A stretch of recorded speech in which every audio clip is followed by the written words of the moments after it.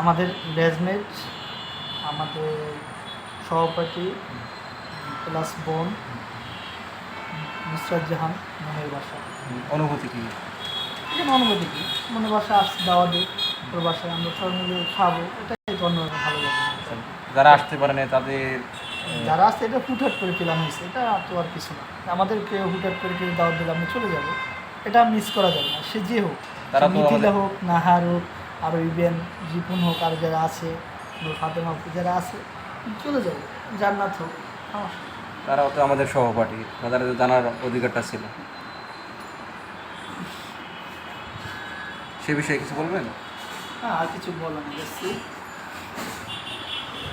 আপনার অনুভূতি কি? অনুভূতি বলতে মিক্সড অনুভূতি, ভালো খারাপ দুটোটাই। ভালোর দিকটাই বেশি, আর সবাই আসতে পারলে ভালো লাগতো।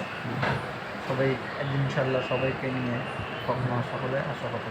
আর যারা মিস করছে তাদের তাদের উদ্দেশ্যে জন্য খারাপ লাগছে যে হঠাৎ করে হলো। তাদের আমাদের যে গ্রুপ সার্কেল লিটা আপু ছিল, মিথিলা আপু, অ্যান্ড আমাদের জান্নাত আপু, স্পেশালি তাদের সেই মিস করছি। তারা যদি আসতো জিনিসটা আরও সুন্দর দেখাতো, ভালো লাগতো।